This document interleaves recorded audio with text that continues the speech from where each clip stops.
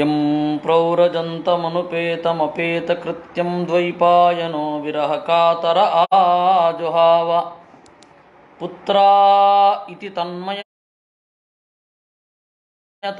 ತರವೋಪಿ ನೇದುಃ ತಂ ಸರ್ವಭೂತಹೃದಯಂ ಮುನಿಮಾನತೋಸ್ಮಿ ಯಸ್ಯಾನುಭಾವಮಖಿಲಶ್ರುತಿಸಾರಮೇಕಮಧ್ಯಾತ್ಮದೀಪಮತಿತಿತೀರ್ಷತಾಂ ತಮೋಂಧಂ ಸಂಸಾರಿಣಾಂ ಕರುಣಯಾಃ ಪುರಾಣಗುಹ್ಯಂ ತಂ ವ್ಯಾಸಸೂನುಮುಪಯಾಮಿ ಗುರುಂ ಮುನೀನಾಂ ನಾರಾಯಣಂ ನಮಸ್ಕೃತ್ಯ ನರಂ ಚೈವ ನರೋತ್ತಮಂ ದೇವೀಂ ಸರಸ್ವತೀಂ ವ್ಯಾಸಂ ತತೋ ಗ್ರಂಥಮುದೀರಯೇ.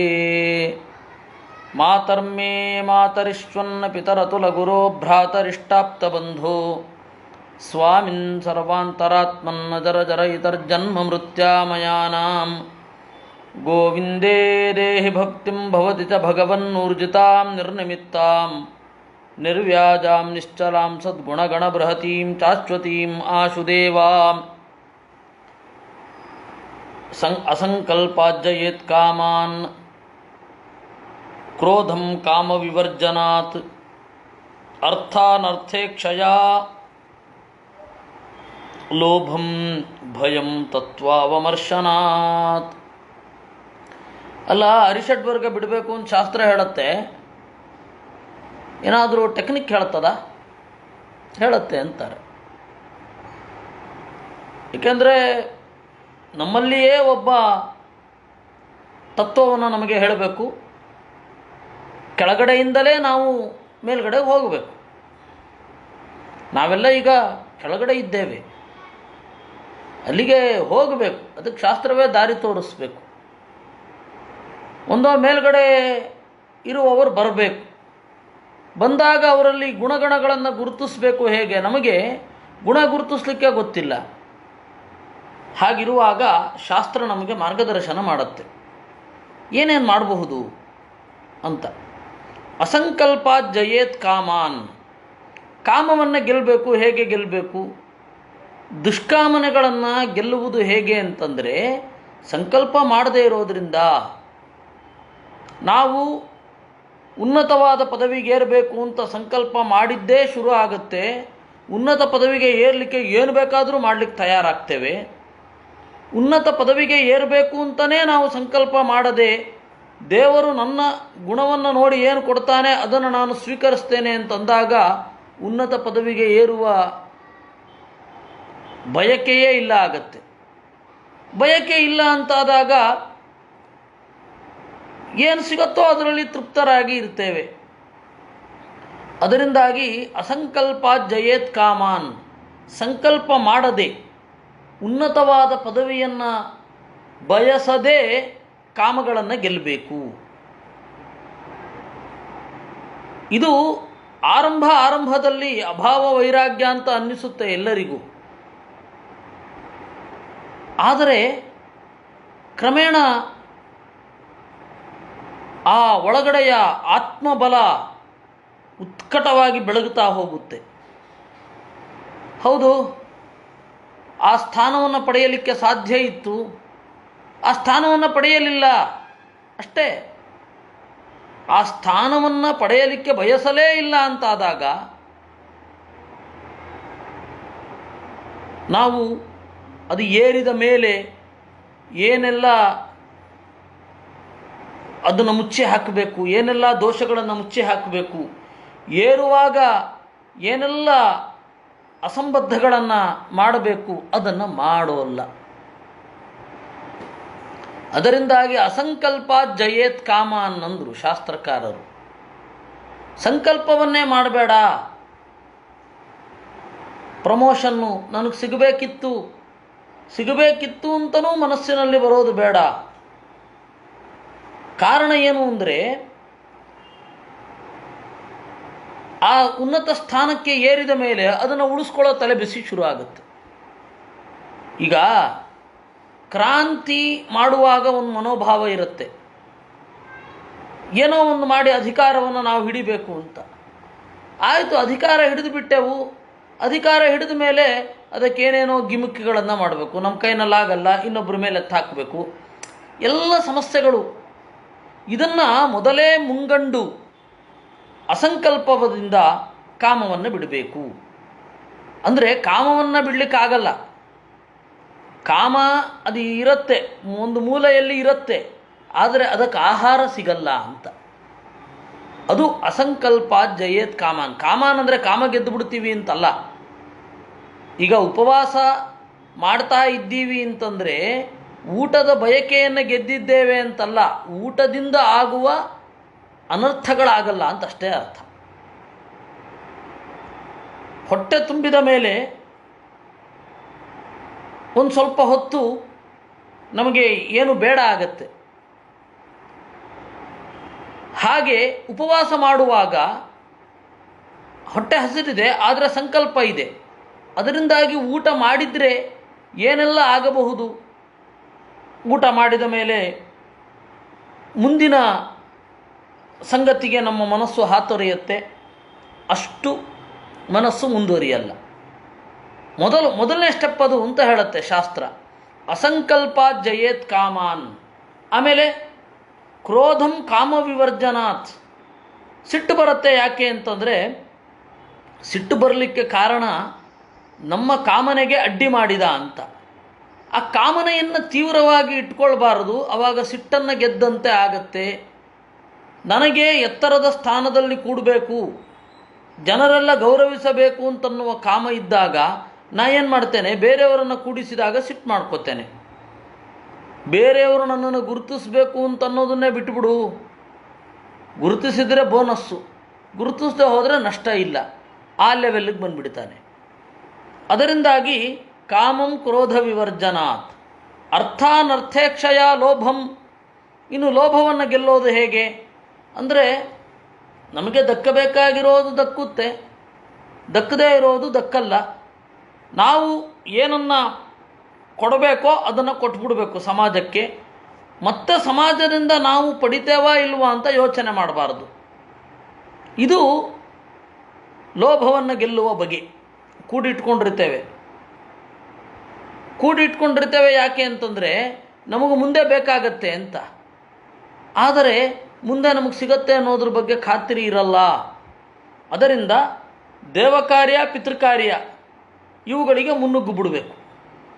ಉಳಿದದ್ದು ಏನಿದೆಯಲ್ಲ ಆಪದ್ಧನ ಅಂತ, ಅದು ಇದೆ. ಆಪದ್ಧನ ಬಂದರೆ ಬಂದೀತು, ಇಲ್ಲ ಅಂದರೆ ಇಲ್ಲ. ಆಪದ್ಧನದ ಬಗ್ಗೆ ತಲೆ ಕೆಡಿಸ್ಕೊಳ್ಬಾರದು, ಆಪತ್ತಿನ ಬಗ್ಗೆ ತಲೆ ಕೆಡಿಸ್ಕೊಳ್ಬಾರದು. ಕಾರಣ ಏನು ಅಂದರೆ, ಇದು ಲೋಭದ ಎಲ್ಲವೂ ಆಪತ್ತು ಅಂತ ಗ್ರಹಿಸಲಿಕ್ಕೆ ಶುರು ಆಗುತ್ತೆ. ಅದು ಸಮಸ್ಯೆ. ನಾವು ಬರುವ ಈ ಎಕನಾಮಿಕಲ್ ಪುಸ್ತಕಗಳನ್ನೆಲ್ಲ ಓದುವವರು ಅವ್ರು ಹೇಗೆ ನೋಡ್ತಾರೆ ಅಂತಂದರೆ, ನೋಡಿ ಬಂದ ಆದಾಯದಲ್ಲಿ ಒಂದು 60% ತೆಗೆದಿಟ್ಟುಬಿಡಿ, ಇನ್ನು 40% ಏನಿದೆ ಅದರಲ್ಲಿ ಸ್ವಲ್ಪ ಖರ್ಚು ಮಾಡಿ, ಈ ತರಹ ಎಲ್ಲ ಹೇಳ್ತಾರೆ. ಆದರೆ ಅದು ಮುಂದೆ ಯಾವತ್ತೋ ಒದಗಬಹುದಾದದ್ದು. ಶಾಸ್ತ್ರ ಆಪದ್ಧನವನ್ನು ಇಟ್ಕೊಳ್ಬೇಡಿ ಅಂತ ಹೇಳೋಲ್ಲ, ನೆನಪಿಟ್ಕೊಳ್ಳಿ. ಶಾಸ್ತ್ರ ಆಪದ್ಧನವನ್ನು ಇಟ್ಕೊಳ್ಳಿ ಅಂತ ಹೇಳುತ್ತೆ. ಏಕೆಂದರೆ ಮುಂದೆ ಏನಾಗುತ್ತೆ ಗೊತ್ತಿಲ್ಲ. ಏನಾದರೂ ಆಪತ್ತಿಗಾದರೆ, ಏನಾದರೂ ಆಪತ್ತು ಬಂದರೆ ಕೈಗಾವಲಿಗೆ ಅಂತ ಇಟ್ಕೊಳ್ಬೇಕು. ಅದು ಇಟ್ಕೊಳ್ಬೇಕು. ಆದರೆ ಇಡೀ ಅದಕ್ಕೆ ಮೀಸಲಾಗಬಾರದು. ಅಂದರೆ ಎಷ್ಟು ಊಟ ಅಷ್ಟು ಊಟ ಬಿಟ್ಟು ಇನ್ನೆಲ್ಲವೂ ಕೂಡ ಆಪದ್ಧನ ಅಂತ ಹೇಳಿ ಶೇಖರಿಸಿಡುವ ಮಂದಿಯೂ ಇರ್ತಾರೆ. ಅನಿವಾರ್ಯ ಬದುಕಬೇಕಲ್ಲ ಅಂತ ಊಟ ಮಾಡ್ತಾರೆ. ಒಂದೊಮ್ಮೆ ಅವರಿಗೆ ಊಟ ಇಲ್ಲದೆ ಇರೋದಿದ್ದಿದ್ರೆ ಅದನ್ನು ಅವ್ರು ಮಾಡ್ತಾ ಇರಲಿಲ್ಲ. ಆದರೆ ಆ ತರಹದ ಲೋಭ ಕವಿದುಕೊಂಡು ಇರುತ್ತೆ. ಆದ್ದರಿಂದಾಗಿ ಅರ್ಥ ಅನರ್ಥೇಕ್ಷಯ ಲೋಭಂ. ಈ ನಮ್ಮ ಕಣ್ಮುಂದೆ ಇವತ್ತಿನ ಸಮಾಜದಲ್ಲಿ ಏನು ನಡೀತಾ ಇದೆ, ಡಿಮಾನಿಟೈಸೇಷನ್ ಆಯಿತು, ಆಮೇಲೆ ಷೇರುಪೇಟೆಯಲ್ಲಿ ದಬಕ್ಕಂತ ಕ್ಯಾಡ ಬಿದ್ದೋಗುತ್ತೆ. ಇವುಗಳೆಲ್ಲ ನಮಗೆ ಪಾಠ ಕಲಿಸುತ್ತೆ. ಆಪದ್ಧನ ಅಂತ ಒಂದು ಇಟ್ಟುಕೊಂಡು ದಾನ ಮೊದಲಾದವುಗಳನ್ನು ಮಾಡಿಬಿಡಬೇಕು. ಇಲ್ಲ ಅಂತ ಹೇಳಿದರೆ ಏನಾಗುತ್ತೆ, ಅದು ಸಿಗಲ್ಲ, ಇದು ಉಳಿಯಲ್ಲ, ಆ ತರಹ ಆಗಿ ಹೋಗುತ್ತೆ. ಈ ತರಹ ಆದವರನ್ನು ಬಹಳ ಮಂದಿಯನ್ನು ನಾನು ಕಂಡಿದ್ದೇನೆ. ಅದಕ್ಕಾಗಿ ನಾನು ಹೇಳ್ತಾ ಇರೋದು, ಒಬ್ಬರು ಇದ್ದರು, ಅವರು ನಮ್ಮ ಊರಿನಲ್ಲಿ ನಾನು ಹೇಳ್ತಾ ಇರೋದು, ಒಬ್ಬರಿದ್ದರು, ಅವರು ಬ್ರಾಹ್ಮಣರ ತಲೆ ಕಂಡ್ರೆ ಆಗ್ತಾ ಇರಲಿಲ್ಲ ಅವರಿಗೆ. ಯಾವತ್ತೋ ಒಂದು ಕಾಲದಲ್ಲಿ ನಮ್ಮಪ್ಪನ ಹತ್ತಿರ ಇದಕ್ಕೆ ಬರ್ತಿದ್ರು, ಅವರು ಸ್ವಯಂ ಬ್ರಾಹ್ಮಣರೇ.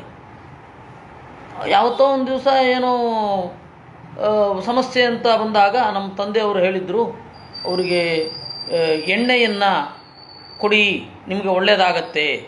ದೇವಸ್ಥಾನಕ್ಕೆ ಎಣ್ಣೆ ಕೊಡಲಿಕ್ಕೆ ಬರ್ತಾಯಿದ್ದು. ತಿಂಗಳಿಗೆ ಒಂದು ಬಾರಿ ಹೊರಗಡೆಯಿಂದ ಬಂದು ನಮ್ಮಪ್ಪನ ಹೆಸರು ಕೂಗಿ ತಗೊಳ್ಳಿ ಇಲ್ಲಿ ಅಂತ ಹೇಳಿ ಅದು ಒಳಗಡೆ ಬರ್ತಾ ಇರಲಿಲ್ಲ ದೇವಸ್ಥಾನಕ್ಕೆ, ಅವರು ಬಿಟ್ಟು ಹೊಟ್ಟೋಗೋರು. ಅವರಿಗೆ ಏನೋ ಕಲ್ಪನೆ, ಕೊಡೋದು ಅಥವಾ ಬಿಡೋದು ಅಂದರೆ ಏನೋ ಕಲ್ಪನೆ. ಯಾರೋ ಒಂದಿಷ್ಟು ಜನ ತೀರ ಕೆಳವರ್ಗದ ಜನಾಂಗವನ್ನು ತಂದು ಮನೆಯಲ್ಲಿ ಇಟ್ಟುಕೊಂಡು ಅವರಿಗೆ ಪಾಠ ಹೇಳಿ ಏನೋ ಸಮಾಜೋದ್ಧಾರ ಮಾಡ್ತಾ ಇದ್ದೇನೆ ಅಂತನ್ನುವ ಒಂದು ಭ್ರಮೆ. ಪಾಪ ಒಂದು ಫೈನ್ ಡೇ ಆ ಜನಗಳು ಇವ್ರು ಯಾರನ್ನ ಕರೆತಂದು ಇಟ್ಕೊಂಡಿದ್ದಾರಲ್ಲ ಅವರು, ಅದು ಟಿ ವಿಯಲ್ಲೆಲ್ಲ ಬಂತದು, ಯಾವುದೋ ಈ ಮನುಷ್ಯರನ್ನು ಮಾರಿಕೊಳ್ಳುವ ಕೆಟ್ಟ ಒಂದು, ತಮ್ಮನ್ನು ತಾವು ಮಾರಿಕೊಳ್ಳುವ ಒಂದು ಲೀಗು, IPL ಕ್ರಿಕೆಟ್, ತಮಗೆ ಬೆಲೆ ಕಟ್ಟಿಕೊಂಡು ನಾಚಿಕೆ ಇಲ್ಲದೆ ನಾನು ಇಷ್ಟು ಬೆಲೆಗೆ ಖರೀದಿಯಾಗಿದ್ದೇನೆ ಅಂತ ಜಗತ್ತಿಗೆ ತೋರಿಸಿಕೊಳ್ಳುವಷ್ಟು ದರಿದ್ರ ಮನೋಭಾವ. ಅದಂತೂ ಅತ್ಯಂತ ಅಸಂಗತ. ಅವತ್ತಿಂದ ನಾನು ಕ್ರಿಕೆಟ್ ನೋಡೋದು ಬಿಟ್ಟೆ. ಕಾರಣ ಏನು ಅಂತಂದರೆ ತಮ್ಮನ್ನು ತಾವು ಮಾರಿಕೊಳ್ತಾ ಇದ್ದಾರೆ ಇವುಗಳು ಅಂತ. ಅತ್ಯಂತ ಅಸಹ್ಯ ಬಂದ ದಿವಸ ಅದು. ಸರಿ, ಅವರು ಆ BPL ಅಥವಾ IPL ಯಾವುದೋ ಬೆಟ್ಟಿಂಗಿಗೆ ದುಡ್ಡು ಕಟ್ಟಿ ಅದು ಸೋತು ಇವರನ್ನು ಕೊಂದು ಇವ್ರ ಹತ್ರ ಇರೋ ದುಡ್ಡು ಎತ್ಕೊಂಡು ಓಡೋದ್ರು. ಸತ್ಪಾತ್ರ ಅಂತನ್ನೋದನ್ನು ಪರಿಗಣಿಸದೆ, ದಾನ ಅಂತ ನೋಡದೆ, ಬೇರೆ ಯಾವುದೋ ದೃಷ್ಟಿಯಾಗಿ ಆಗತಕ್ಕಂಥದ್ದು ಇವುಗಳೆಲ್ಲ ಸಮಸ್ಯೆ. ಲೋಭವನ್ನು ನಾವು ಗೆಲ್ಲಬೇಕು ಅಂತಂದರೆ ಇದು ಗೊತ್ತಿರಬೇಕು ನಮಗೆ. ಆದ್ದರಿಂದಾಗಿ ಅರ್ಥಾನರ್ಥೇಕ್ಷಯ, ಭಯವನ್ನು ಗೆಲ್ಲಬೇಕು. ಭಯ ಅನ್ನೋದು ಇನ್ನೊಂದು ಸಮಸ್ಯೆ. ಆ ಮೂಲಭೂತವಾದ ಭಯವನ್ನು ಬೇಕಾಷ್ಟು ಫೋಬಿಯಾಗಳಲ್ಲಿ ವಿಭಾಗಿಸಿ ಇಟ್ಟಿದೆ ಪಾಶ್ಚಾತ್ಯ ಮನಃಶಾಸ್ತ್ರ. ಅದರಿಂದಾಗಿ ಅರ್ಥವನ್ನು, ಅನರ್ಥ, ಸಂಪತ್ತು ಅಂತನ್ನೋದೇನಿದೆ ಅದು ಎರಡು ರೀತಿ ಸಂಪತ್ತಿದೆ. ಮಾನುಷ ಸಂಪತ್ತು ದೈವಿಕ ಸಂಪತ್ತಿಗೆ ಉಪಯೋಗ ಆಗಬೇಕು ಅಂತನ್ನುವ ಭಾವನೆ ಇದ್ದರೆ ಇಲ್ಲೂ ಸುಖವಾಗಿರ್ತೇವೆ, ಅಲ್ಲೂ ಸುಖವಾಗಿರ್ತೇವೆ. ಇಲ್ಲವೇ ದೈವಿಕ ಸಂಪತ್ತಿನ ಬಗ್ಗೆ ಎಚ್ಚರವೇ ಇಲ್ಲದಿದ್ದರೆ ಇದು ದಕ್ಕಲ್ಲ, ಅದು ಸಿಗಲ್ಲ. ಅದರಿಂದಾಗಿ ಭಾಗವತ ಹೇಳಿದ್ದು ಲೋಭವನ್ನು ಗೆಲ್ಲಬೇಕು ಅಂತಂದರೆ ಅರ್ಥ ಅನರ್ಥೇಕ್ಷಯ, ಹಣದ ಸ್ವಭಾವವನ್ನು ತಿಳಿದು ಲೋಭವನ್ನು ಗೆಲ್ಲಬೇಕು, ಬೇರೆ ದಾರಿ ಇಲ್ಲ. ಅದರಿಂದಾಗಿ ಹಣವನ್ನು 3 ವಿಭಾಗ ಮಾಡಿಕೊಳ್ಳಿ. ಒಂದು ನಿಮ್ಮ ಭೋಗಕ್ಕಾಗಿ, ಇನ್ನೊಂದು ಧರ್ಮಾದಿ ಕಾರ್ಯಗಳಿಗಾಗಿ, ಇನ್ನೊಂದು ಆಪದ್ಧನಕ್ಕಾಗಿ ಅಂತ ಹಣವನ್ನು 3 ವಿಭಾಗ ಮಾಡಿಕೊಳ್ಬೇಕು ಅಂತ ಹೇಳಿ ಕಾಮಂದಕ ಹೇಳ್ತಾನೆ, ಆಮೇಲೆ ಇದು ಚಾಣಕ್ಯ ಹೇಳ್ತಾನೆ, ಮತ್ತು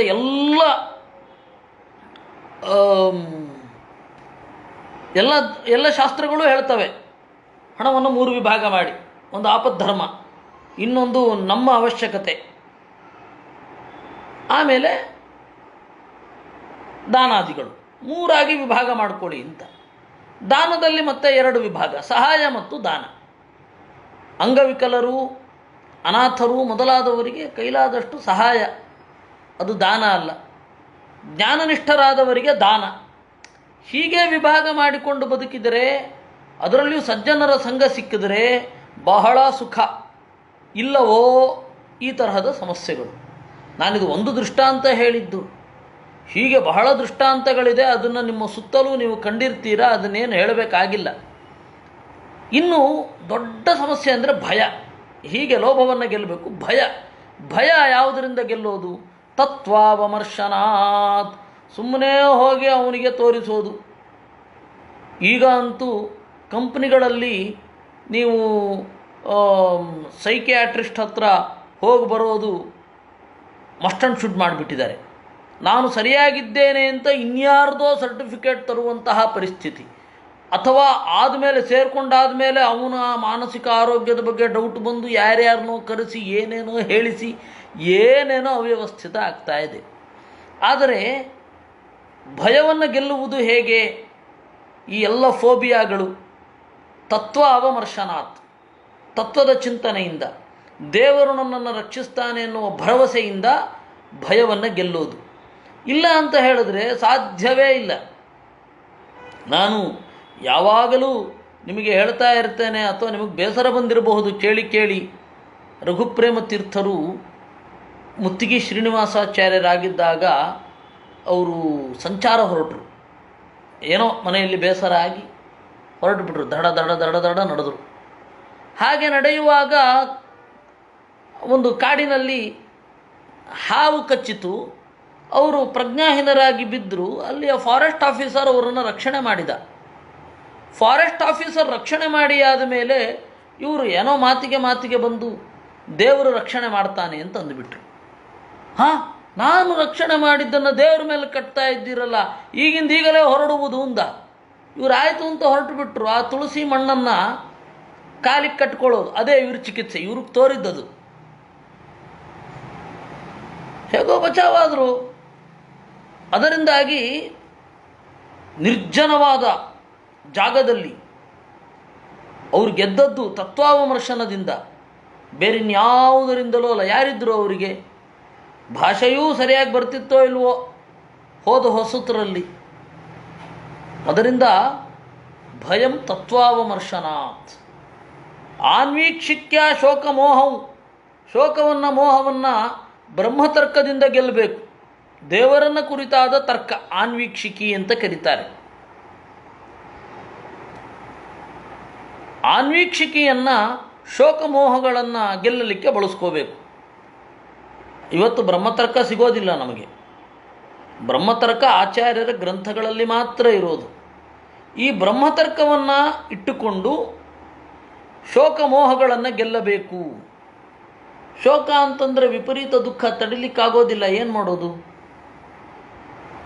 ಯಾವುದೋ ಸಾಂಸಾರಿಕ ಕಾರಣಗಳಿಗೆ ದುಃಖ ಬರುತ್ತೆ, ಮೋಹ ಬರುತ್ತೆ. ಇದರನ್ನು ಗೆಲ್ಲಬೇಕು. ಹೇಗೆ ಗೆಲ್ಲಬೇಕು? ಆನ್ವೀಕ್ಷಿಕಿ ಬ್ರಹ್ಮತರ್ಕಗಳಿಂದ ಗೆಲ್ಲಬೇಕು. ಬ್ರಹ್ಮತರ್ಕದಿಂದ ಹೇಗೆ ಗೆಲ್ಲಬೇಕು? ಅದು ಸಾಮಾನ್ಯ ತರ್ಕವೂ ಆದೀತು. ಸಾಮಾನ್ಯ ತರ್ಕದ ಬೆಂಬಲಕ್ಕೆ ದೇವರ ಬಗೆಗಿನ ಚಿಂತನೆ ಇದ್ದರೆ ಗೆಲ್ತೇವೆ. ಅದರಿಂದಾಗಿ ಆನ್ವೀಕ್ಷಿಕ್ಯ ಶೋಕಮೋಹವು ಅಂತಾರೆ. ಇನ್ನು ಡಂಭಂ ಮಹದುಪಾತಯ, ಡಂಭ, ನಮ್ಮಲ್ಲಿ ನಾವು ದೊಡ್ಡವರು ಅಂತನ್ನುವ ಭಾವನೆ ಬರುವಾಗ ಮಹಾತ್ಮರನ್ನು ಕಾಣಬೇಕು. ಇವರೇ ಮಹಾತ್ಮರು ಅಂತ ಹೆಂಗೆ ಗೊತ್ತಾಗತ್ತೆ? ಗುಣಗಳನ್ನು ಗಮನಿಸುವ ಅಭ್ಯಾಸ ಮಾಡಿಕೊಳ್ಬೇಕು ಅಷ್ಟೇ. ಅದೊಂದೇ ದಾರಿ ಇರೋದು, ಬೇರೆ ದಾರಿ ಇಲ್ಲವೇ ಇಲ್ಲ. ಒಬ್ಬನ ನೈಜವಾದ ಗುಣ ಏನಿದೆ ಅಂತ ಹೇಳಿ ಗಮನಿಸೋದನ್ನು ಬಿಟ್ಟರೆ ಮಾಹಾತ್ಮ್ಯವನ್ನು ತಿಳಿದುಕೊಳ್ಳುವ ಇನ್ನೊಂದು ಗುಣವೇ ಇಲ್ಲ. ಹಾಗಾದಾಗ ಏನಾಗತ್ತೆ? ನಾವು ಹೇಳುವವರು, ನಮ್ಮ ಮುಂದೆ ಕೂತವರು ಕೇಳುವವರು, ನಾವು ದೊಡ್ಡವರು ಅವರು ಚಿಕ್ಕವರು ಅಂತನ್ನುವ ಭಾವನೆ ಇದ್ದರೆ ನಾವು ಎಲ್ಲ ಪಾಠಗಳನ್ನು ಕಲಿತುಕೊಳ್ಳೋದು ಇಲ್ಲ ಆಗತ್ತೆ. ನಾವು ಪಾಠ ಕಲ್ತ್ಕೊಳ್ಳಿಕ್ಕಾಗೋಲ್ಲ. ನಮ್ಮನ್ನು ನಾವು ತಿದ್ದುಕೊಳ್ಬೇಕಾದ್ರೆ ಅನಿವಾರ್ಯ ಏನು? ಎದುರುಗಡೆ ಇರುವವರು ಎಷ್ಟು ಮಹತ್ವಪೂರ್ಣ ವ್ಯಕ್ತಿಗಳೋ ನಮಗೆ ಗೊತ್ತಿಲ್ಲ. ಇವರಿಗೆ ನಾನು ಏನು ಹೇಳ್ತಾ ಇದ್ದೇವೆ, ಇವ್ರ ಹತ್ರ ಏನು ಚಿಂತನೆ ಮಾಡ್ತಾ ಇದ್ದೇವೆ, ಇದು ದೈವಾಯತ್ತವಾದದ್ದು ಅನ್ನುವ ಭಾವನೆ ಇಟ್ಕೊಳ್ಬೇಕಾಗತ್ತೆ. ಎದುರುಗಡೆ ಇರುವವರ ಮಹಾಗುಣಗಳನ್ನು ನಮಗೆ ತೋರುವಂತೆ ಮಾಡುವಂಥ ಚಿಂತನೆ ಮಾಡಬೇಕಾಗತ್ತೆ. ಇದಿಲ್ಲದಿದ್ದರೆ ಈಗೋ ಅಂತನ್ನೋದು ನಮ್ಮನ್ನು ಹತ್ತಿ ಕುಣಿದು ಬಿಡುತ್ತೆ. ಅದರಿಂದಾಗಿ ಗುಣಚಿಂತನೆ ಅನ್ನೋದೇನಿದೆ ಅದರಿಂದ ಡಂಭವನ್ನು ಗೆಲ್ಲಬಹುದು. ಯೋಗಾಂತರಾಯಾನ್ ಮೌನೇನ, ಧ್ಯಾನಕ್ಕೆ ವಿಪರೀತ ವಿಘ್ನಗಳು ಬರುತ್ತೆ. ಅದನ್ನು ಅಥವಾ ಯಾವುದೇ ಚಿಂತನೆಗೆ ದೊಡ್ಡ ವಿಘ್ನಗಳು ಬೇಕಾಷ್ಟು ಬರ್ತವೆ. ಮನನಶೀಲತೆಯಿಂದ ಗೆಲ್ಲಬೇಕು. ಹಿಂಸಾಂ ಕಾಮಾದ್ಯನೀಹಯ, ಹಿಂಸೆಯನ್ನು ಗೆಲ್ಲಬೇಕು. ಹೇಗೆ? ನಾವು ಉತ್ಕಟವಾಗಿ ಏನನ್ನೂ ಬಯಸಲೇಬಾರದು. ಆಗ ನಮ್ಮಿಂದ ಆಗುವ ಹಿಂಸೆಗಳು ಸಾಕಷ್ಟು ತಗ್ಗುತ್ತೆ. ಇಲ್ಲ ಅಂತಂದರೆ ನಾವು ಎಷ್ಟು ಶ್ರೇಷ್ಠವಾದದ್ದು ಅಂತ ಹೇಳಿ ಕಾಮಿಸುತ್ತೇವೋ ಅಷ್ಟು ಹಿಂಸೆ ನಮ್ಮಿಂದ ಆಗತ್ತೆ. ಈ ಥರದ್ದೇ ಕಾರು ನಾನು ತೆಗೆದುಕೊಳ್ಬೇಕು, ಈ ಥರದ್ದೇ ನಾನು ಉತ್ಕೃಷ್ಟವಾದದ್ದು ಅಂತ ಏನಿದೆ ಆ ಪದಾರ್ಥವನ್ನು ಬಳಸಬೇಕು ಅಂತಂದಾಗ ಅಲ್ಲಿ ಬೇಕಾಷ್ಟು ಸಮಸ್ಯೆಗಳು, ಬೇಕಾಷ್ಟು ಪ್ರಾಣಿಗಳನ್ನು ಹಿಂಸೆ ಮಾಡಿ ತಂದಿರ್ತಾರೆ. ಅದು ಸೆಂಟ್ ಆಗಿರಬಹುದು, ಉತ್ಕೃಷ್ಟ ಮಟ್ಟದ ಪರ್ಫ್ಯೂಮ್ ನಾನು ತಗೊಳ್ತೇನೆ ಅಂತಂದಾಗ ಈ ತರಹದ ಸಮಸ್ಯೆಗಳು ಬರುತ್ತೆ. ನಾವು ಮುಟ್ಟುವ ಕಾರು ಇಷ್ಟರ ಮೇಲೆ ಅಂತ ಯೋಚನೆ ಮಾಡ್ತಾ ಇದ್ದಾಗ ಅಲ್ಲಿ ಒಳಗಡೆ ಏನೋ ಒಂದು ಇನ್ನರ್ ಸೆಟ್ಟಿಂಗಿಗೆ ಹಸುವಿನ ಚರ್ಮವನ್ನು ಯಾವುದನ್ನೋ ಹಾಕಿರ್ತಾರೆ. ಉತ್ಕೃಷ್ಟವಾದ ಲೆದರ್ ಬ್ಯಾಗನ್ನು ತೆಗೆದುಕೊಳ್ಳೋದು ಅಂದರೆ ಯಾವ ಪ್ರಾಣಿದಾಗಿರುತ್ತೋ. ಎಲ್ಲ ಸಮಸ್ಯೆಗಳು ಇದೇ ರೀತಿ ಇರತಕ್ಕಂಥದ್ದು. ಅದರಿಂದಾಗಿ ಕಾಮಾದಿ ಅನಿಹಯ ಅಂತಂದರು. ನಾವು ಏನನ್ನು ಬಯಸ್ತೇವೆ ಅದರ ಬಗೆಗೆ ನಾವು ಯೋಚನೆ ಮಾಡಿಕೊಳ್ಬೇಕು, ಹೇಗೆ ಏನು ಅಂತ. ಆಮೇಲೆ ಅದನ್ನು ಸ್ವೀಕಾರ ಮಾಡಬೇಕು. ಅದರಿಂದ ಹಿಂಸೆಯನ್ನು ಗೆಲ್ಲಬಹುದು. ಇಲ್ಲ ಅಂದರೆ ನಮ್ಮಿಂದ ಒಂದು ಹಿಂಸೆಗೆ ನಾವು ಕಾರಣರು ನಮ್ಗೆ ಗೊತ್ತೇ ಇರಲ್ಲ. ನಮ್ಮಿಂದ ಆಗುವ ಅನಿಯಂತ್ರಿತವಾದ ಹಿಂಸೆಯನ್ನು ಗೆಲ್ಲೋದು ಹೇಗೆ? ನಾವೇನು ಉದ್ದೇಶಪೂರ್ವಕವಾಗಿ ಹಿಂಸೆ ಮಾಡ್ತಾ ಇರಲ್ಲ, ಪರ್ಪಸ್ಸೇ ಇರೋದಿಲ್ಲ. ಹಿಂಸೆ ಮಾಡಬೇಕು, ನಮಗಿಂಥದ್ದು ಬರಬೇಕು ಅಂತ. ಅದು ಗೆಲ್ಲೋದು ಹೇಗೆ? ಅದನ್ನು ಹೆಂಗೆ ಗೆಲ್ಲಬೇಕು ಅಂತಂದರೆ ಕಾಮಾದಿ ಅನಿಹಯ. ನಮ್ಮ ಸುತ್ತಮುತ್ತಲಿನವರ ಕಾಮ ಆ ರೀತಿ ನಾನು ಕೂಡ ಮಾಡಬೇಕು ಅಂತ ಅನ್ನತಕ್ಕಂಥದ್ದು, ಇವುಗಳನ್ನು ಸಾಧ್ಯವಾದಷ್ಟು ಕಡಿಮೆ ಮಾಡಬೇಕು. ಕೃಪಯಾ ಭೂತಜಂ ದುಃಖಂ ದೈವಂ ಜಹ್ಯಾತ್ ಸಮಾಧಿನ ಆತ್ಮಜಂ ಯೋಗ ವೀರ್ಯೇಣ ನಿದ್ರಾಂ ಸತ್ವನಿಷೇವಯ. ಕೃಪಯಾ ಭೂತಜಂ ದುಃಖಂ, ಬೇರೊಬ್ಬರಿಂದ ನಮಗೆ ದುಃಖ ಆಗತ್ತೆ, ಪ್ರಾಣಿಗಳಿಂದ ದುಃಖ ಆಗತ್ತೆ, ಪಶುಗಳಿಂದ ದುಃಖ ಆಗತ್ತೆ. ಅದನ್ನು ಪಾಪ ಅವುಗಳಿಗೆ ಗೊತ್ತಿಲ್ಲ ಅಂತ ಹೇಳಿ ಕ್ಷಮಿಸಬೇಕು. ಯಾವುದೋ ಒಂದು ಚುಚ್ಚು ಬಿಡತ್ತೆ, ಯಾವುದೋ ಒಂದು ಗುಮ್ಮತ್ತೆ, ಇನ್ಯಾವುದೋ ಒಂದು ಬಂದು ಕಚ್ಚಿಬಿಡತ್ತೆ, ಅದನ್ನು ಕ್ಷಮಿಸಬೇಕು. ಅದನ್ನು ಕೊಲ್ಲೋ ತನಕ ನಾನು ಉಳಿಯೋದಿಲ್ಲ ಅಂತ ಪ್ರತಿಜ್ಞೆ ಮಾಡಬಾರದು. ಈ ಕೆಲವರಿಗೆ ಏನೋ ಒಂದು ಭ್ರಮೆ ಇದೆ, ಕಡಿದ ಹಾವು ಸಾಯದಿದ್ದರೆ ಇವನಿಗೆ ವಿಷ ಏರುತ್ತೆ ಅಂತ. ಹಾಗಲ್ಲ ಅದರ ಅರ್ಥ. ಒಂದು ಸರ್ತಿ ಹಾವು ಕಡಿತದ ರುಚಿ ಗೊತ್ತಾಯಿತು ಅಂದರೆ 10 ಜನ ಮನುಷ್ಯರನ್ನು ಕಡಿಯುತ್ತೆ ಅಂತ ಅದರ ಅಭಿಪ್ರಾಯ. ನಾವೆಲ್ಲ ಚಿಕ್ಕಂದಿನಲ್ಲಿ ಹಾಗೆ ಅಂತ ಅಂದ್ಕೊಂಡಿದ್ವಿ. ಚೇಳು ಒಂದು ಕಡಿದ್ರೆ ಆ ಚೇಳನ್ನು ಸಾಯಿಸೋವರೆಗೂ ಇವನಲ್ಲಿ ವಿಷ ಕಡಿಮೆ ಆಗಲ್ಲ ಅಂತ ಏನೇನೋ ಭ್ರಮೆ. ಹಾಗೇನಿರಲ್ಲ. ಒಂದು ಹಾವು ಕಡಿಯಿತು, ಒಂದು ಚೇಳು ಕಡಿಯಿತು ಅಂದರೆ ಅದನ್ನು ಕೊಲ್ಲೋವರೆಗೂ ನಮಗೆ ಏನೋ ಒಂದು ಇಲ್ಲ, ನಾವು ಬದುಕಲ್ಲ, ನಾವು ಬದುಕಲ್ಲ, ನಾವು ಬದುಕಲ್ಲ ಅಂತ. ಆ ಭಾವನೆಯೇ ಅನೇಕ ಸಮಸ್ಯೆಗಳನ್ನು ತಂದೊಡ್ಡತ್ತೆ. ಅದರಿಂದಾಗಿ ಬೇರೆ ಪ್ರಾಣಿಗಳಿಂದ ಒದಗಬಹುದಾದ ದುಃಖ ಅಥವಾ ಒದಗಿದ ದುಃಖವನ್ನು ಕೃಪೆಯಿಂದ ಅವುಗಳಿಗೇನು ಗೊತ್ತಾಗತ್ತೆ, ಅದು ನನ್ನನ್ನು ಭ್ರಮಿಸಿತು ಅಂತ ಚಿಂತನೆ ಮಾಡಬೇಕು. ಕೃಪಯಾ ಭೂತಜಂ ದುಃಖಂ. ಆಮೇಲೆ ದೈವಂ ಜಹ್ಯಾತ್ ಸಮಾಧಿನ. ದೊಡ್ಡ ನ್ಯಾಚುರಲ್ ಡಿಸಾಸ್ಟರ್ಸ್ ಬೇಕಾಷ್ಟು ಆಗುತ್ತೆ. ಅದರಿಂದ ಉಂಟಾದ ದುಃಖವನ್ನು ನಾವು ಹೆಂಗೆ ತಡ್ಕೊಳ್ಬೇಕು? ಯಾರ ಮೇಲೆ ಸಿಟ್ಟು ಮಾಡ್ಕೊಳ್ತೀರಾ ಹೇಳಿ? ಸುನಾಮಿ ಬಂತು, ಯಾರ ಮೇಲೆ ಸಿಟ್ಟು ಮಾಡ್ಕೊಳ್ಳೋದು? ಸಿಟ್ಟು ಬರುತ್ತೆ. ನಮ್ಮ ಸ್ವಾಮಿಗಳ ಜೊತೆಗೆ ನಾನು ಸುನಾಮಿ ಕಾರ್ಯಾಚರಣೆಗೆ ಹೋಗಿದ್ದೆ. ಅದನ್ನು ದೇವರ ದಯಾ ಅನ್ಬೇಕೋ ಅಥವಾ ನನಗೆ ಒದಗಿಸಿದ ಅವಕಾಶ ಅಂತ ಹೇಳಬೇಕೋ? ದೇವರ ದಯಾ ಅಂತ ಹೇಳಬಹುದಾ? ಹೇಳ್ಬೋದೇನೋ. ಕೆಲವರಿಗೆ ಹಾರ್ಷಾಗಿ ಕಾಣುತ್ತೆ, ಏನು ಅಷ್ಟು ಜನ ಸತ್ತಿದ್ರೆ ಇವನಿಗೇನು ದಯೆ ಬಂತು ಅಂತ. ಅದು ಅವರವ್ರಿಗೆ ಬಿಟ್ಟದ್ದು. ಕಡಲೂರಿನಲ್ಲಿ ಆ ಸಂತ್ರಸ್ತರನ್ನು ಕಾಣಲಿಕ್ಕೆ ಅಂತ ಸ್ವಾಮಿಗಳ ಜೊತೆ ಹೋಗಿದ್ವಿ. ಅಲ್ಲಿ ಮೊದಲನೇ ದಿವಸ ಅನೇಕ ವ್ಯವಸ್ಥೆಗಳನ್ನು ಸ್ವಾಮಿಗಳೇ ನಿಂತು ಮಾಡಿದ್ರು. ಅದರಲ್ಲಿ ನಾವು ಕಾರ್ಯಾಚರಣೆ ಸ್ವಲ್ಪ ಭಾಗವಹಿಸಿದ್ವಿ. ಮಾರನೇ ದಿವಸ ಒಂದು ವಿಶಾಲವಾದ ಬಯಲಿನಲ್ಲಿ ಒಂದಿಷ್ಟು ಶೆಡ್ಗಳನ್ನು ಹಾಕಿದ್ರು. ಅಲ್ಲಿ ಅವ್ರಿಗೆ ಗೊತ್ತಿಲ್ಲ. ಬಾಂಬೆಯವರಿಗೆ ನಮ್ಮ ಥರನೇ ಅವ್ರ ಫುಡ್ ಸಿಸ್ಟಮ್ ಇರುತ್ತೆ ಅಂತಂದುಕೊಂಡು ಆ ತಮಿಳುನಾಡಿನ ಜನಗಳಿಗೆ ಚಪಾತಿ ಕಳಿಸ್ಬಿಟ್ಟಿದ್ದಾರೆ. ಆ ಚಪಾತಿ ಇವ್ರಿಗೆ ಆಗೋದೇ ಇಲ್ಲ. ಆ ಚಪಾತಿಯನ್ನು ಎಸೆದು ಬಂದ ಪೊಲೀಸರಿಗೆ 2 ಬಾರಿಸಿ ಸಂತ್ರಸ್ತರು. ಏನು ಮಾಡೋದು? ಯಾರೊಬ್ಬರೂ ಕೂಡ ತಾಳ್ಮೆಯಿಂದ ಇಲ್ಲ. ವಿಪರೀತ ವಯೋಲೆಂಟ್ ಆಗಿಬಿಟ್ಟಿದ್ದಾರೆ. ಕಡೆಗೆ ಸ್ವಾಮಿಗಳು ಅವರನ್ನು ಯಾರೋ ಒಬ್ಬರು ಎತ್ಕೊಂಡು ಜೀಪಿನ ಮೇಲೆ ಕೂಡಿಸಿದಾಗ ಅವರು ಹೀಗೆ ಸಮಾಧಾನ ಮಾಡಿ ಸ್ವಲ್ಪ ಸಮಾಧಾನ ಆಯಿತು ಜನಕ್ಕೆ. ಸರಿ, ಇಂತಹ ಪರಿಸ್ಥಿತಿ ಒಬ್ಬ ತಿಳಿದವನಿಗೆ, ಶಾಸ್ತ್ರ ಬಲ್ಲವನಿಗೆ, ದೈವ ಅವ್ರ ಜೀವನದಲ್ಲಿ ಏನೋ ಸಮಸ್ಯೆ ಆಗುತ್ತೆ. ಕೇವಲ ನ್ಯಾಚುರಲ್ ಡಿಸಾಸ್ಟರ್ಸ್ ಮಾತ್ರ ಅಲ್ಲ, ಅವ್ರ ಜೀವನದಲ್ಲಿ ಏನೋ ಸಮಸ್ಯೆ ಆಗುತ್ತೆ. ಅದನ್ನು ಹೇಗೆ ಆ ದುಃಖವನ್ನು ಓವರ್ಕಮ್ ಮಾಡಬೇಕು, ಯಾವ ರೀತಿ ಆ ದುಃಖವನ್ನು ಅವರು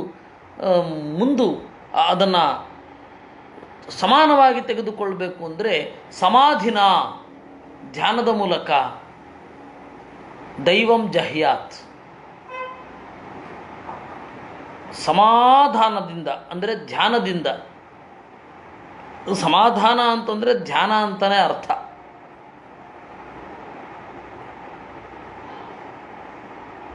ಆಧಿ ಅನ್ನೋದಕ್ಕೆ ಇಡೋದು, ಸಮನಾದ ದೇವರಲ್ಲಿ ಆಧಿ ಇಡೋದು ಮನಸ್ಸನ್ನು, ಅದು ಸಮಾಧಿ ಅಂತ.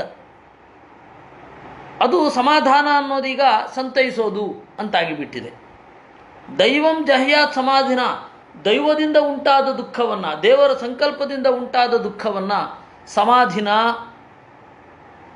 ನಮ್ಮನ್ನೇ ನಾವು ಸಂತೈಸಿಕೊಳ್ಳುವ ಮೂಲಕ ಗೆಲ್ಲಬೇಕು.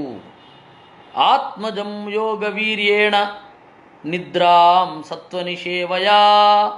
ಆತ್ಮಜಂ ಯೋಗ ವೀರ್ಯೇಣ, ನನ್ನಲ್ಲಿ ಉಂಟಾದ ವಿಪರೀತ ಆವೇಗಗಳು, ಉದ್ವೇಗಗಳು, ಅದನ್ನು ದೇವರ ಸೇವೆ, ಧ್ಯಾನ ಇತ್ಯಾದಿಗಳಿಂದಲೇ ಪರಿಹರಿಸಿಕೊಳ್ಳಬೇಕು. ನಾನು ಹೇಗಿದ್ದೀನಿ ನೋಡು ಅಂತ ಇನ್ನೊಬ್ಬರ ಹತ್ರ ತೋರಿಸ್ಕೊಳ್ಳೋದಲ್ಲ. ಗುರುಗಳ ಹತ್ರ ಹೇಳಿಕೊಳ್ಳೋಣ, ಅವನು ಯಾವನೋ ಬಿಳಿ ಕೋಟ್ ಹಾಕೊಂಡು ಕೂತಿರ್ತಾನೆ, ಅವನು ತಲೆಗೆ ಬಂದದ್ದು ಕೊಡ್ತಾನೆ. ನಮ್ಮ ಪರಿಸರ ಪೂರ್ತಿ ಗೊತ್ತಿರಲ್ಲ, ಅವನಿಗೆ ಏನು ಗೊತ್ತಿರುತ್ತೆ? ನಾವು ಕೂಡ ಅವರ ಪರಿಸರ ಗೊತ್ತಿಲ್ಲದೆ ಹೇಳಲಿಕ್ಕಾಗಲ್ಲ. ನೋಡಿ, ಹೀಗೆ ಮಾಡ್ತಾ ಇರಿ ಅಂತ ಪ್ರಯೋಗ ಮಾಡ್ತಾ ಹೋಗಬೇಕಷ್ಟೇ. ಒಬ್ಬರ ಮನಸ್ಥಿತಿ, ಅವರ ಸುತ್ತಲಿರುವ ಪರಿಸ್ಥಿತಿ ಮತ್ತು ಅವರ ಸಂಸ್ಕಾರಗಳು, ಇದು ಯಾವುದೂ ಗೊತ್ತಿಲ್ಲದೆ ಸೊಲ್ಯೂಷನ್ ಕೊಡಲಿಕ್ಕೆ ಬರೋದಿಲ್ಲ. ಹೆಂಗೆ ಕೊಡ್ತೀರ ಹೇಳಿ?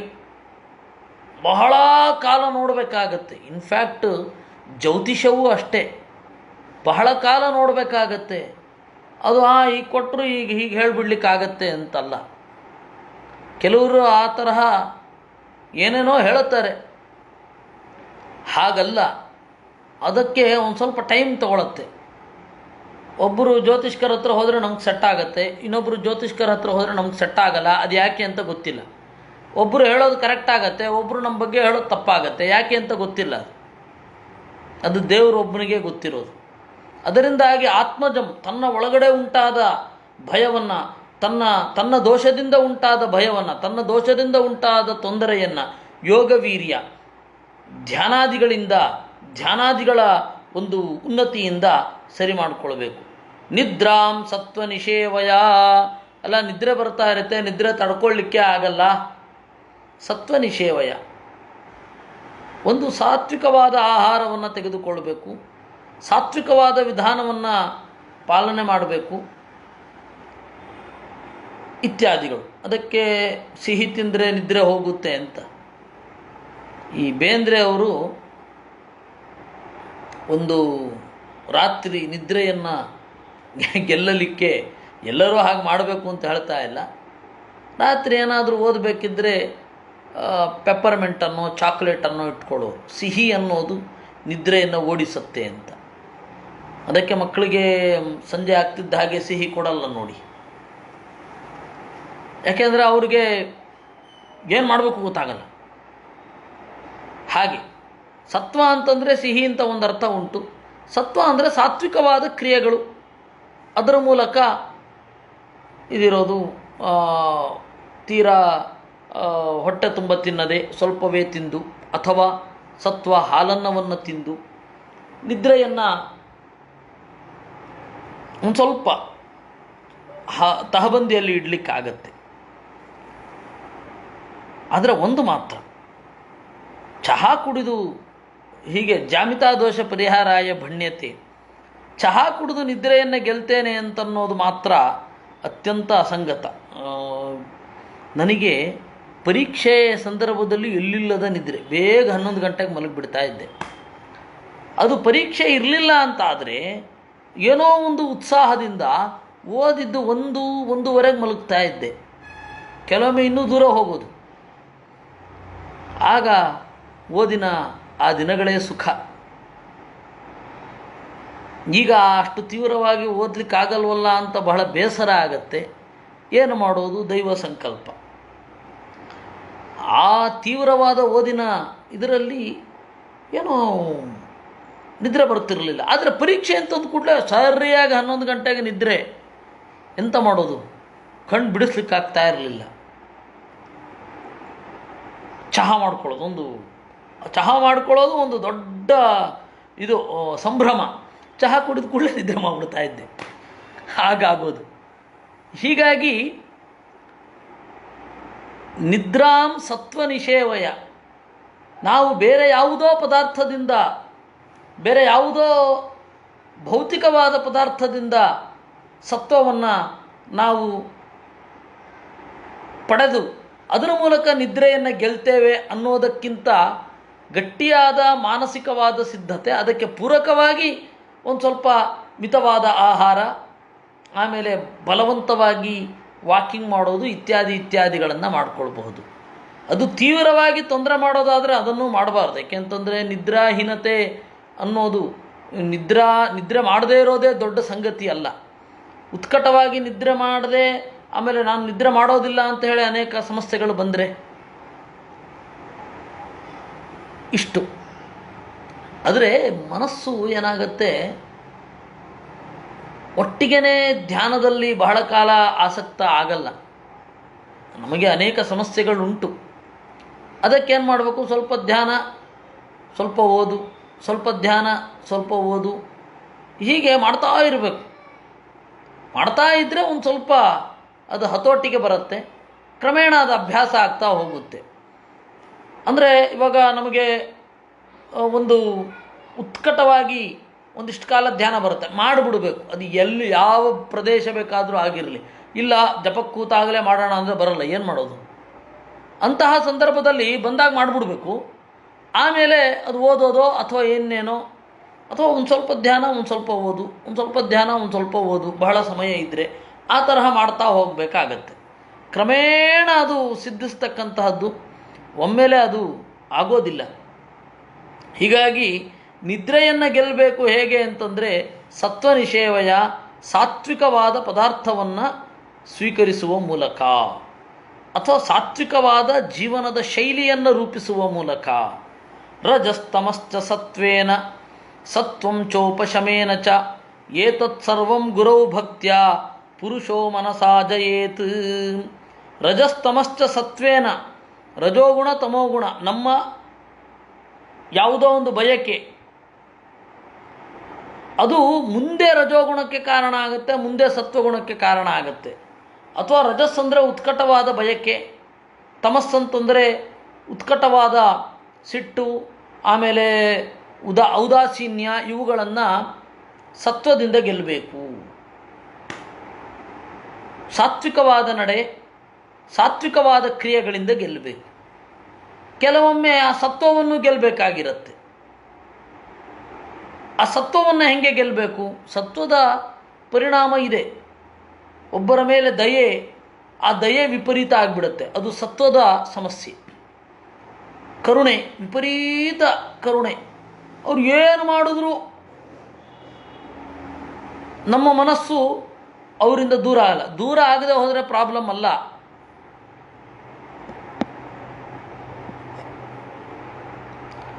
ದೂರ ಆಗದೆ ಹೋದರೆ ಪ್ರಾಬ್ಲಮ್ ಅಲ್ಲ.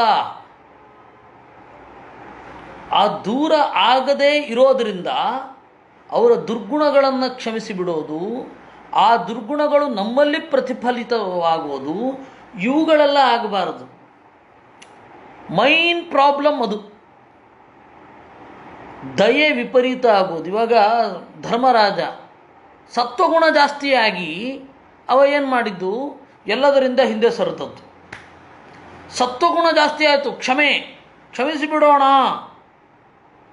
ಅಂತ. ಪ್ರಾಬ್ಲಮ್ ಅದು, ಬೇರೆ ಯಾವುದೂ ಅಲ್ಲ. ಸತ್ವಗುಣ ಜಾಸ್ತಿಯಾಗಿ ಪ್ರಾಬ್ಲಮ್ ಆಗೋದು ಇದೆ. ದೇವರಿಗೆ ವಿರುದ್ಧವಾಗಿ ನಡೆದರೂ ಪರವಾಗಿಲ್ಲ, ಧರ್ಮಕ್ಕೆ ವಿರುದ್ಧವಾಗಿ ನಡೆದರೂ ಪರವಾಗಿಲ್ಲ, ಇವ್ರ ಮನಸ್ಸಿಗೆ ನೋವಾಗಬಾರದು ಅಂತ ಬಂದ್ಬಿಡುತ್ತೆ.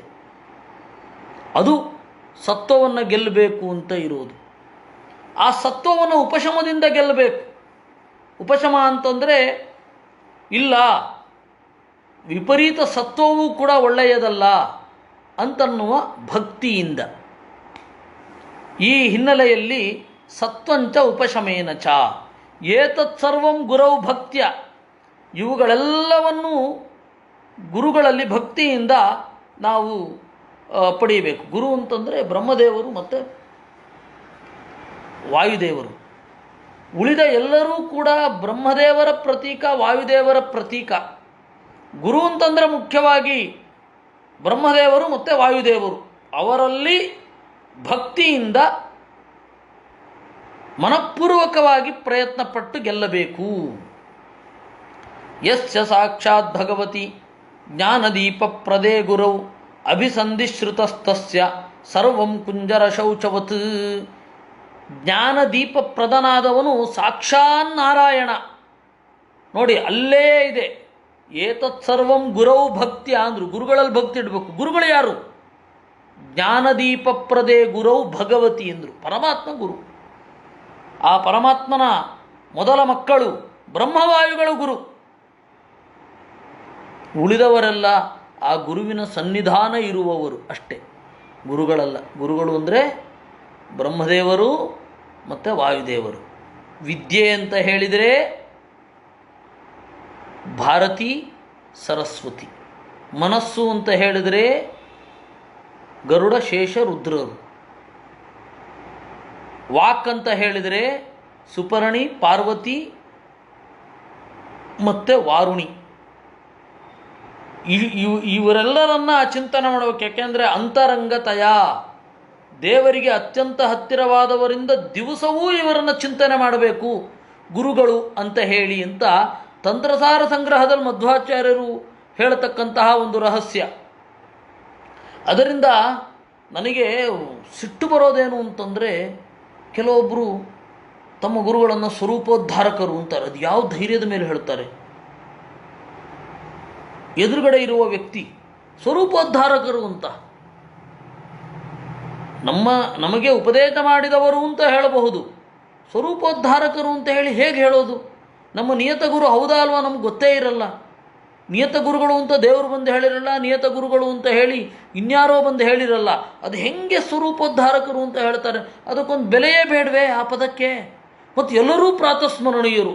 ರಾಮ, ಎಷ್ಟು ಜನ ಇವ್ರ ಪ್ರಾತಸ್ಮರಣೀಯರ ಲಿಸ್ಟ್ ಇದೆಯಲ್ಲ, ಇವ್ರ ಪ್ರಾತಸ್ಮರಣೀಯರ ಲಿಸ್ಟಿನಲ್ಲಿ ಇನ್ನೇನು ಮಾಡಲಿಕ್ಕೆ ಇಲ್ಲ, ಬರೇ ಪ್ರಾತಸ್ಮರಣೆ ಮಾಡ್ಕೊಂಡಿರ್ಬೇಕು. ಒಬ್ಬರು ಯೂನಿವರ್ಸಿಟಿಯ ಕುಲಪತಿಗಳು, ನಾನು ಯಾವುದೇ ಸಾಹಿತ್ಯ ಅಭಿನಂದನಾ ಸಮಾರಂಭಕ್ಕೆ ಹೋದರೂ ಅವ್ರು ಹೇಳೋರು, ನಾವು ಪ್ರತಿ ರಾತ್ರಿ ಇವರ ಒಂದು ಗ್ರಂಥವನ್ನು ಓದೋದೇ ನಿದ್ರೆ ಮಾಡೋಲ್ಲ ಅಂತ. ಎಷ್ಟು ಜನಕ್ಕೆ ಹೇಳೋದು ಹಾಗೆ? ಅದಕ್ಕೊಂದು ಬೆಲೆ ಬೇಡವೇ? ಎಲ್ಲರೂ ಗುರು ಸಾರ್ವಭೌಮರು. ಇದೊಂದು ಭೀಕರ.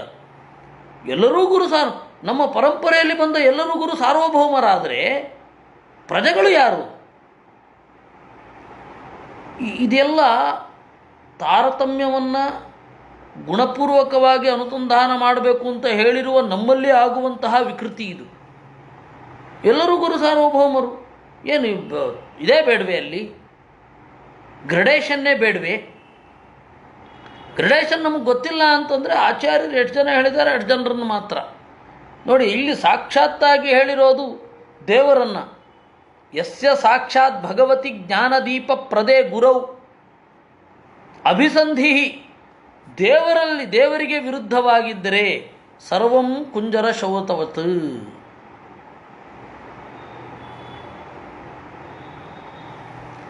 ಸರ್ವಂ ಕುಂಜರ ಶೌಚವತ್, ಎಲ್ಲವೂ ಕೂಡ ಕುಂಜರ ಶೌಚ, ಆನೆಯ ಸ್ನಾನದಂತೆ ಆಗಿಬಿಡುತ್ತೆ. ಅಂದರೆ ಸರ್ವಗುರುವಾದ ದೇವರಲ್ಲಿ ಭಕ್ತಿ ಇರಬೇಕು.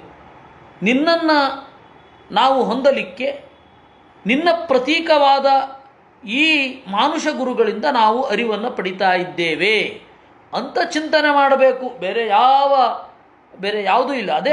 ಅದೇ ಚಿಂತನೆ.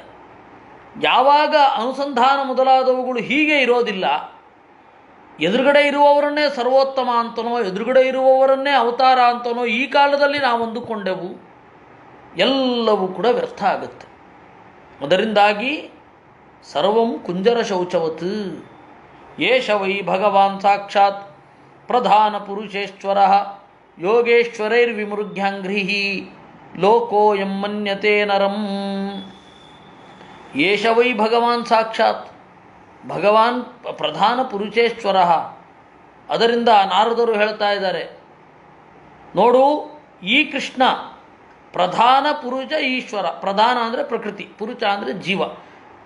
ಈ ಪ್ರಕೃತಿ ಮತ್ತು ಪುರುಷರೆನಿಸಿದ ಬ್ರಹ್ಮಾದಿಗಳ ಎಲ್ಲರ ಈಶ್ವರ ಒಡೆಯ. ಯೋಗೇಶ್ವರೈ ವಿಮೃಗ್ಯಾಂಗ್ರಿಹಿ,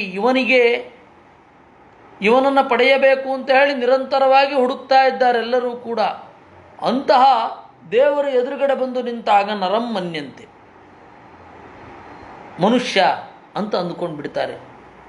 ಷಡ್ವರ್ಗ ಸಂಯಮೈಕಾಂತಾ ಸರ್ವಾನಿಗಮಚೋದನಾ ತದಂತಾ ಯದಿನೋ ಯೋಗಂ ಆವಹೇಯುಶ್ರಮಾವಹಾ. ಷಡ್ವರ್ಗ ಸಂಯಮೇಕಾಂತಾ, ಯಾವುದೇ ಶಾಸ್ತ್ರ ಅನ್ನೋದು ಈ 6 ಗುಣಗಳು ನಮ್ಮಲ್ಲಿ ಯಾವ ರೀತಿ ಇರಬೇಕು ಅನ್ನೋದನ್ನು ಹೇಳುವಂಥವುಗಳು. ಷಡ್ವರ್ಗ ಸಂಯಮವೇ, ಕಾಮಕ್ರೋಧಾದಿಗಳ ಸಂಯಮವೇ ಶಾಸ್ತ್ರದ ಮುಖ್ಯ ಉದ್ದೇಶ. ಧರ್ಮಶಾಸ್ತ್ರದ್ದು ಯಾವುದೇ ಶಾಸ್ತ್ರ, ಧರ್ಮ ವೇದಾಂತ ಯಾವುದೇ ಶಾಸ್ತ್ರದ ಉದ್ದೇಶ ಏನು ಅಂತಂದರೆ ಷಡ್ವರ್ಗ ಸಂಯಮೇಕಾಂತಹ. ಈ ಕಾಮಕ್ರೋಧಾದಿಗಳನ್ನು ಒಂದು ಹದದಲ್ಲಿ ಇಟ್ಕೊಂಡಿರಲಿಕ್ಕೆ ಇವುಗಳೆಲ್ಲ ಇರುವಂಥದ್ದು. ಅದಕ್ಕಾಗಿ ಇದು ಮಾಡು ಇದನ್ನು ಮಾಡಬೇಡ, ಇದನ್ನು ಮಾಡು ಇದನ್ನು ಮಾಡಬೇಡ, ಇದನ್ನು ಮಾಡು ಇದನ್ನು ಮಾಡಬೇಡ. ನಮಗೆ ಅದನ್ನು ಮಾಡು ಅದನ್ನು ಮಾಡಬೇಡ ಅದರಲ್ಲಿ ಹೊರಟೋಗ್ತೀವಿ ನಾವು. ಅದರಲ್ಲಿ ಕೇವಲ ಅದರಲ್ಲಿ ತೊಡಗಿಬಿಡೋದು. ಶಾಸ್ತ್ರ ಹೇಳಿ ಅಂತ ಹೇಳಿದ ಕೂಡಲೇ ನಮ್ಮಲ್ಲಿ ಶುರು ಮಾಡೋದೆ ಬೆಳಗ್ಗೆ ಇಷ್ಟುದ್ದದ ಕಡ್ಡಿಯನ್ನು ತೆಗೆದುಕೊಂಡು ಹಲ್ಲುಜ್ಕೊಳ್ಬೇಕು ಅಂತ. ಈಗ ಅದರ ಅವಶ್ಯಕತೆ ಇಲ್ಲ. ಆವಾಗ ಗ್ರಾಮೀಣ ಪರಿಸ್ಥಿತಿ ಇದ್ದ ಕಾಲದಲ್ಲಿ ಅದು ಇತ್ತು. ಅದರ ಉದ್ದೇಶ ಅಷ್ಟೇ.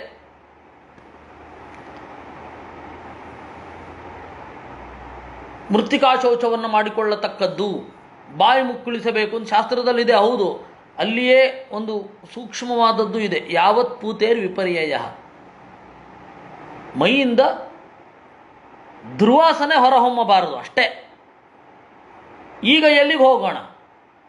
ಈಗ ಮೃತ್ತಿಕಾ ಶೌಚ ಮಾಡ್ತಾ ಕೂತ್ಕೊಳ್ಳೋದಲ್ಲ. ಅಲ್ಲಿ ಅದರ ಬದಲು ಸೋಪ್ ಬಂದಿದೆ, ಸೋಪ್ ಹಚ್ಕೊಳ್ಳೋದಷ್ಟೇ.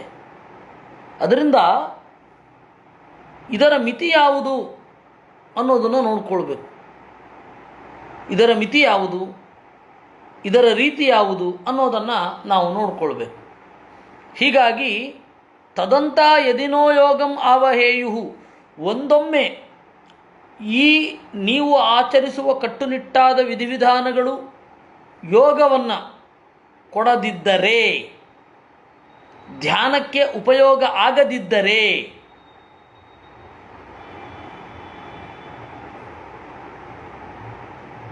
ಅವು ಶ್ರಮ ಆಗಿಬಿಡ್ತವೆ.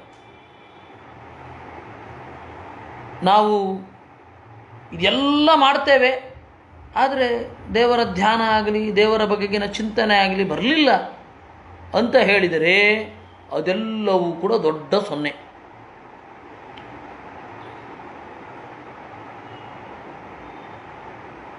ಹೀಗಾಗಿ ನಾವು ಪ್ರಾಕೃತಿಕ ವಸ್ತುಗಳು ಉತ್ತಮ. ಪ್ರಜ್ವಲ್ ಆರ್ ಎಂ ಅನ್ನೋರು ಹೇಳೋದು ಪ್ರಾಕೃತಿಕ ವಸ್ತುಗಳು ಉತ್ತಮ. ನಾನು ಸೋಪ್ ಅಂತ ಹೇಳಿದ್ದಕ್ಕೆ ಪ್ರಾಯ ಅವರು ಹೇಳಿರಬಹುದು. ಹಾಗಲ್ಲ, ಯಾವುದು ತೊಂದರೆ ಆಗಲ್ವೋ ಅದೇ ದೊಡ್ಡ ತಲೆಬಿಸಿ ಆಗಲ್ವೋ ಆ ಥರದ್ದು ಮಾಡಬೇಕು ಅಂತ ಅಷ್ಟೇ ತಾತ್ಪರ್ಯ. ಅದು ಅಂದರೆ ಇದು ಎಲ್ಲವೂ ಕೂಡ ಧ್ಯಾನಕ್ಕೆ ಉಪಯೋಗ ಆದರೆ, ನಮ್ಮ ಒಳಗಿನ ಚಿಂತನೆಗೆ ಪ್ರಕಾಶಕ ಆದರೆ ನಾವು ಹೀಗಿರಬೇಕು ಅಷ್ಟೆ. ಅದನ್ನು ನಿರೂಪಣೆ ಮಾಡ್ತಾರೆ. ಆವಹೇಯು ಶ್ರಮ, ಇಲ್ಲ ಅಂದರೆ ಅದು ಶ್ರಮ ಅಷ್ಟೇ. ಇಷ್ಟು ನಾವು ಇವತ್ತು ನೋಡಬಹುದಾದದ್ದು. ಇವತ್ತು ಗುರುಗಳು ಹುಟ್ಟಿದ ದಿನ ಡೇಟ್ ಪ್ರಕಾರ ಗುರುಗಳು ಇಲ್ಲಿಗೆ ಬಂದದ್ದು, ಭೂಮಿಗೆ ಬಂದದ್ದು. ಅವ್ರ ಬಗ್ಗೆ ಏನು ಹೇಳೋದು, ಪ್ರತ್ಯೇಕವಾಗಿ ಹೇಳಬೇಕು ಅಂತ ನಮ್ಮ ಭೂಷಣ್ ಕವಿಯವರು ಏನು ಹೇಳೋದು? ಪ್ರತಿ ದಿವಸ ಅವರ ಸ್ಮರಣೆಯೇ ಆಗ್ತಾ ಇರೋದು. ಅವರು ಇದ್ದಾಗ ನಾನೊಂದು ಅವರಿಗೆ ಹೇಳಿದ್ದೆ, ನೀವು ಸಂಸ್ಕೃತದಲ್ಲಿ ಬರೆದದ್ದನ್ನು ಜನರಿಗೆ ತಲುಪಿಸೋದು ನನ್ನ ಜೀವನದ ಉದ್ದೇಶ, ನೀವು ಅದಕ್ಕೆ ಆಶೀರ್ವಾದ ಮಾಡಬೇಕು ಅಂತ. ಬಹಳ ಸಂತೋಷಪಟ್ಟು ಅವರು ಹರಿಸಿದ್ರು.